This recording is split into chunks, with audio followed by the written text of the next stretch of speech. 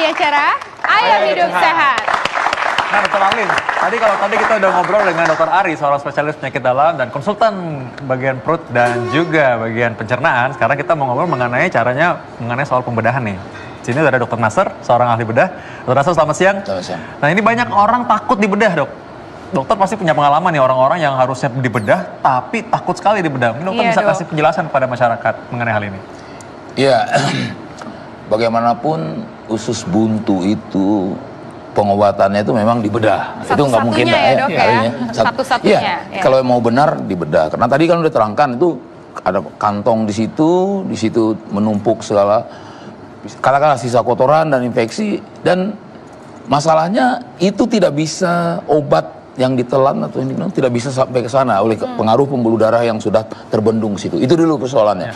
Itu alasannya makanya satu-satunya dengan pembedahan. Nah, nggak perlu khawatir dengan pembedahan itu karena ada beberapa cara sekarang ya. Konvensional kan disayat. Itu pun konvensional itu sayatnya kecil. Kecil, berapa senti sih kira-kira? Masyarakat pasti pengen tahu dong. Iya, kalau konvensional itu tergantung lah. Kalau dia itu infeksi usus buntunya itu klasik, ya dengan cara konvensional itu kalau saya mungkin 3-4 cm cukup. Sayatan ya. Seperti tadi Dr. Ari sudah menjelaskan di arahnya itu seperti persis di garis yang diarahkan. Sorry dok, 3-4 cm itu bekas lukanya atau memang ususnya yang dibuang? Bekas luka di kulit. Tapi kalau ususnya sendiri ada tergantung. Dibuang itu di pangkal ususnya. Pangkal ususnya. Mungkin nanti tadi ada gambarnya. Itu pengaruh ini akutnya usus buntu atau memang semua standar kayak gitu dok? Misalnya dipotongnya berapa senti ususnya atau gimana gitu? Selama usus buntu itu tidak dengan komplikasi dia udah pecah, istilah awalnya pecah atau bocor atau udah sampai menginfeksi jaringan yang lain, itu dipotong persis di pangkalnya. Oh gitu. Jadi dipotong itu jangan sebatas berapa diameter pangkalnya itu. Diameter pangkal itu kadang-kadang nggak lebih dari 1 cm. Cukup itu. Nah, jadi bukan ususnya yang dipotong, Angel. Pangkalnya. Jadi itu memang umbai cacingnya. Atau memang yang umbai cacingnya sendiri yang tadi kayak cacing itu yang diambil. Itu yang meradang itu. Karena sebagai orang awam kan usus gitu ya, dipotong gitu. Operasi usus buntu dipotong, pikirannya tuh pasti ususnya dipotong gitu. Usus buntunya itu aja. Oke. yang buntunya itu saja. Iya, si buntu aja. Dan memang ini kalau memang nggak dipotong, tadi dia bilang kalau memang tidak dibuang itu bahayanya kan di sana tadi dokter udah bilang juga bahwa sana banyak mungkin kotoran-kotoran yang karena meradang lalu dia pecah itu bisa menyebar, bisa menyebabkan infeksi yang berat sebenarnya. Malah lebih berbahaya lagi kalau ditunda. Karena ada orang udah tunda saya pikir-pikir dulu, malah tambah lama tambah berat jadinya.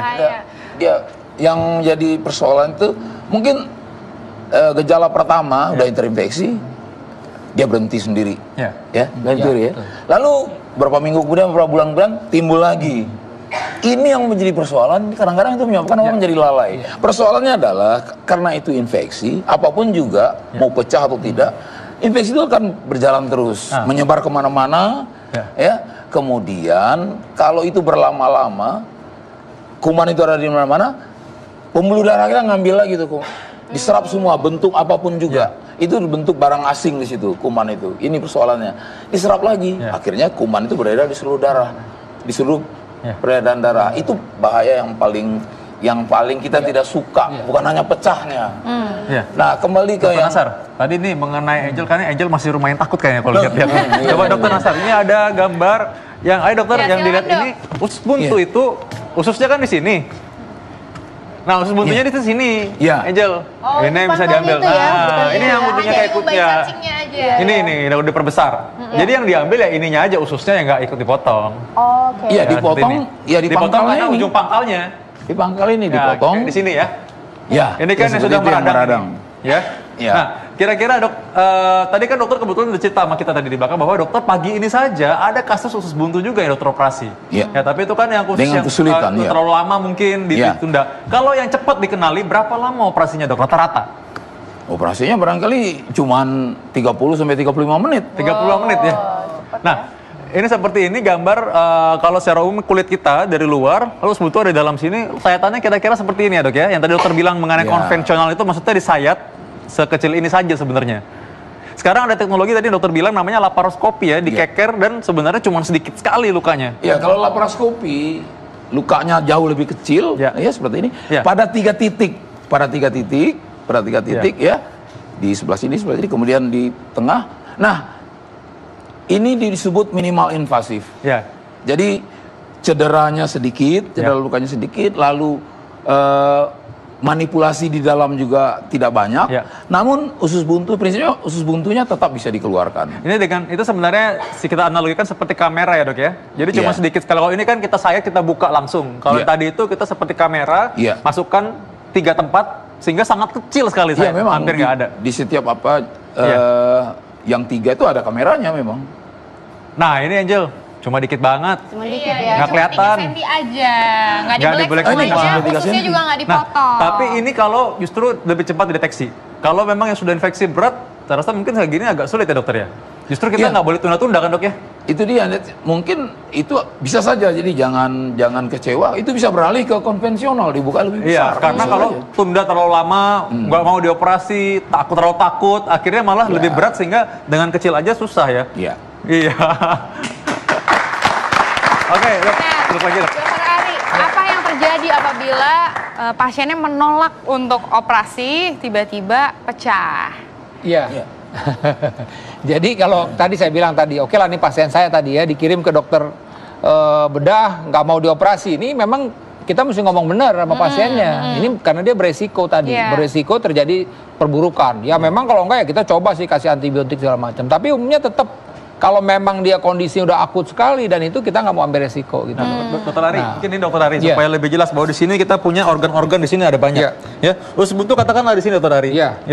Kalau dia pecah, maka ini bisa kena di seluruh tubuh dan bisa masuk ke pembuluh darah ya. Betul. Jadi yang tadi yang disebutkan oleh dokter Nasar tadi ya bahwa kalau dia tadi ini artinya ini pecah ya kan, justru yang jadi masalah itu adalah infeksinya. Infeksi tadi itu yang masuk ke pembuluh darah. Jadi pasien ini yang tadinya infeksi cuma di sini, sumbernya di sini, akhirnya menyebar seluruh darah. Ini kalau udah begitu udah infeksinya sudah berat. Kadang-kadang dokter bedah juga udah di dalam tindakan operasinya tersebut juga ada tindakan operasi yang dengan resiko. Kan biasanya kan kita dokter penyakit dalam kirim dokter bedah, ACC, konsul ke anestesi. Nah itu buat dokter anestesi juga kalau udah sampai infeksinya udah luas ke seluruh tubuh jadi repot juga. Jadi yang tadinya resikonya jadi ringan, sedang atau bisa jadi resiko sedang atau berat. Ya, seperti ini ya itu dok dia. ya. Nah ini kalau dibilang bahwa ini ternyata sudah pecah. Kita bilang sepsis, jadi infeksi sudah kemana-mana. Ini bisa isinya pus atau nanah ya. Nanah yang kuning-kuningin nanah sampai dia masuk semua kuman-kumannya ke pembuluh darah. Nah, ini yang mesti pakai antibiotik ya dokter. Nah ini udah antibiotiknya mesti double-double biasanya. Kemudian tadi tetap juga ini mesti dikeluarkan. Memang ada beberapa keadaan yang artinya akhirnya kita kasih antibiotik aja dulu nih. Yang kalau misalnya infiltrat nanti mungkin dokter Nasar bisa sampaikan. Jadi memang pada kondisi tertentu ada juga kondisi di mana si usus buntunya itu memang nggak bisa dioperasi, mesti dikasih antibiotik dulu nih. Nanti kalau agak tenang baru diberikan. Tapi sekali lagi memang buat masyarakat pada saat nyeri perut kanan bawah dan bergerak juga susah, segera ke dokter. Karena segera dideteksi secara dini. Justru kalau ini karena ditunda-tunda terlalu lama, malah ini jadi akhirnya sayatannya nggak bisa kecil lagi, harus besar jadinya. Jadi ada satu pasien misalnya, dia nggak mau lah gitu. Lah ini selamat nih nggak ada apa-apa. Tapi dia udah bisa terjadi yang tadi disebutkan dokter bisa kronik. Nah kronik itu kita nggak tahu kapan kambuhnya. Kalau kebetulan mohon maaf, dia seorang yang mesti keluar kota, kebetulan datang di tempat kota yang nggak ada dokter bedahnya udah. Kan beresiko juga buat dia gitu loh. Jadi itu sekali lagi pada saat dokter bilang putus, ini harus operasi, sebaiknya dioperasi. Baik dokter, kita duduk lagi dokter ya. Nah padahal sebenarnya rongga abdomen itu adalah rongga yang steril ya. Seharusnya memang tidak ada pus, tidak ada nanah dan juga tidak ada darah ya. Nah dok, apakah penyakit usus buntu ini bisa dihindari?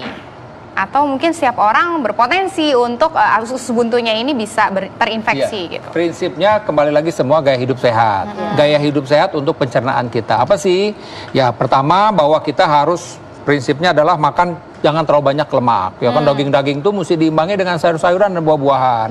Ya kan istirahat yang cukup karena sekali lagi pada saat daya tahan tubuh kita nggak baik, apapun bisa terjadi infeksi pada tubuh kita tadi bisa terjadi infeksi tubuh. Jadi daya tahan tubuh, tidur yang cukup, istirahat yang cukup, ya kan. Kemudian banyak minum juga penting karena tadi saya udah bilang bisa saja yang membuat blok itu adalah kotoran kita kalau keras. Nah, kotoran untuk menghindari kotoran kita nggak keras, mesti banyak makan sayur, buah dan banyak minum. Kemudian tetap bergerak, olahraga, itu olahraga yang penting. Dok, saya nggak bisa nggak mesti jalan paling nggak 30 menit deh males, sehari Dok. gitu, benar. Jadi prinsipnya kesehatan pencernaan itu ya untuk semua lah sebenarnya, bukan untuk yang buntu penting pola saja. hidup yang sehat ya, Gaya Dok, hidup yang sehat. Sama juga mungkin buat pemirsa di rumah juga ya, ini edukasinya juga bahwa memang kita tuh nggak boleh menggampangkan penyakit yang sedikit. Kadang-kadang nanti dulu kayak gitu ya, Dok ya. Setuju banget. Kadang-kadang keterlambatan itu karena pasien itu menjadi dokter buat diri sendiri gitu loh, ya kan?